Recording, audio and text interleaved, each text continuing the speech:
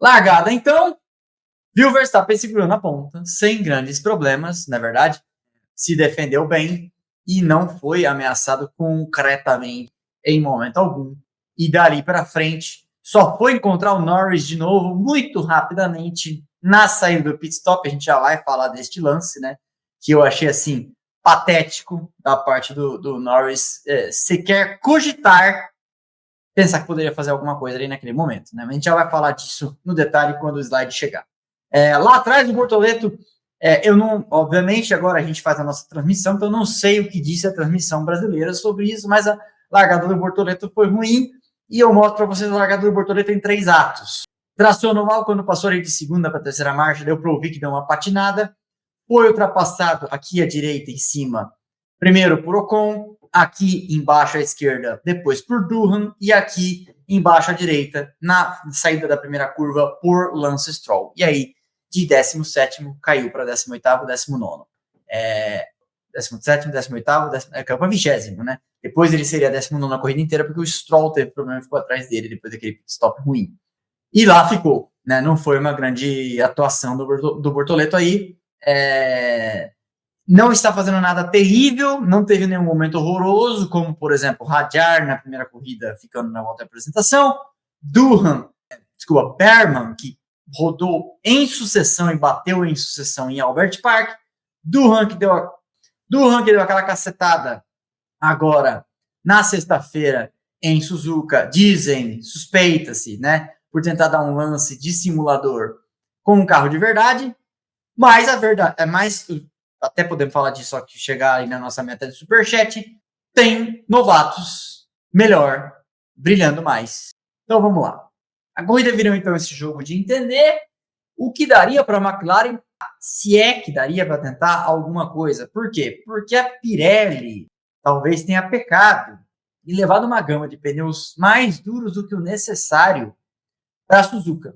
A corrida no Japão costumava ser, até que veio para o começo do calendário, ela ficava lá em outubro, novembro, tanto que já decidiu tantos campeonatos justamente porque era no fim do ano.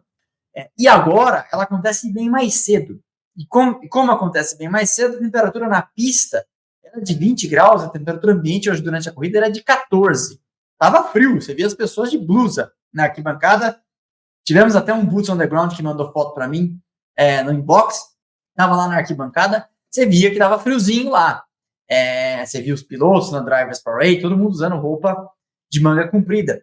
E aí, com pneus com a temperatura mais baixa, você poderia ter usado pneus mais macios, mas a Pirelli usou pneus mais duros, e usando pneus mais duros, acabou trazendo a corrida aí para uma estratégia ideal que seria ou pelo menos com a maior parte dos pilotos. Tanto que a maior de carros saiu com pneus médios e depois parou e veio com duros, à exceção de Bortoleto, Lewis Hamilton e Esteban Ocon, que saíram de duros e depois do pit stop vieram então com médios. E tem uma outra exceção aí, que é o Antonelli, que fez a estratégia primária, né, médio-duro, só que parou quando pararam os de duro, usando médios, inclusive com os do Hamilton. E aí voltaram juntos, inclusive, e depois ele abriu uma diferença para o Hamilton. A gente até achei que o Hamilton poderia acompanhar, mas não conseguiu. Então virou esse jogo de gato e rato aí, para entender o que aconteceria. A única ultrapassagem que aconteceu, todo mundo falando que a corrida foi chata, não foi uma grande corrida. Assistindo a entrevista dos pilotos, o Leclerc falou que a corrida foi chata, o Norris falou que a corrida foi chata. A única ultrapassagem que aconteceu entre os 8 primeiros foi o Hadjar, o Hamilton, que passou o Hadjar na sexta volta, aqui em 3 lances, a ultrapassagem de trás, botando de lado, e depois a câmera do Hadjar olhando para lá. Achei até que estava longe na hora da transmissão lá. Falei, nossa, veio de muito longe e passou. Acho que a Racing Bulls deve até ter falado, depois não consegui recuperar o rádio. Vamos fazer essa corrida, o 8º lugar tá ótimo, a gente marca 4 pontinhos aí, porque ficar brigando por posição acaba prejudicando a borracha, enquanto isso os adversários estão lá fazendo as voltas deles, e aí você pode tomar um undercut e etc. Né? Acaba sendo meio não muito inteligente ficar brigando por posição. Daí vieram os pitstops, Norris e Verstappen e Norris pararam juntos, saíram juntos e então aconteceu, né? E eu quero falar uma coisa, acho que não deu para ver que a Red Bull teve algum engasgo no pit stop do Verstappen, porque o Verstappen entrou nos boxes, acho que 1,2 segundos, e se saiu junto assim, é sinal de que a McLaren trabalhou muito bem, a Red Bull não trabalhou tão bem assim, porque não passou ninguém no pit lane, aquele negócio de ter que esperar alguém passar para não dar unsafe release, e nessa você acaba se prejudicando. Isso é uma das coisas que as equipes fazem as contas, né? Não posso parar quando vai parar mais gente, porque se eu pego 4 ou 5 carros passando, eu me ferro.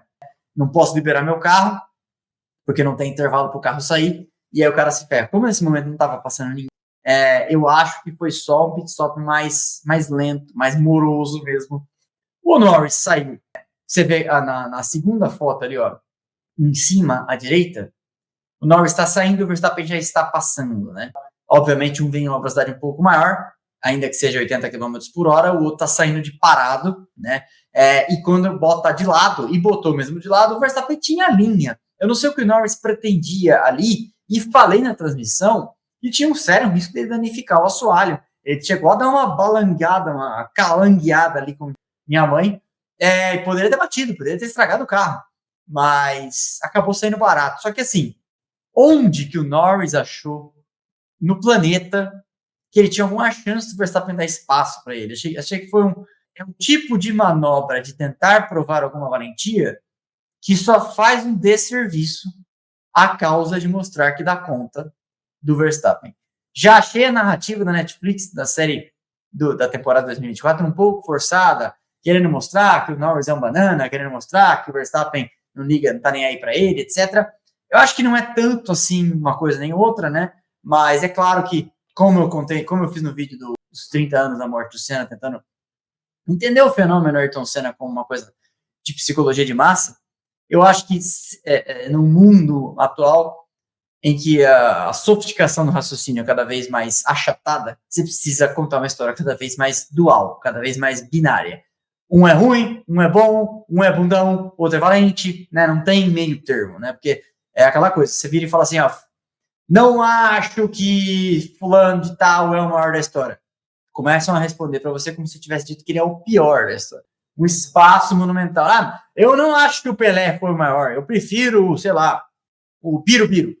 E aí alguém vira e fala assim, hostilizando como se tivesse dito que o Pelé é ruim. Não dizer que você gosta também do outro.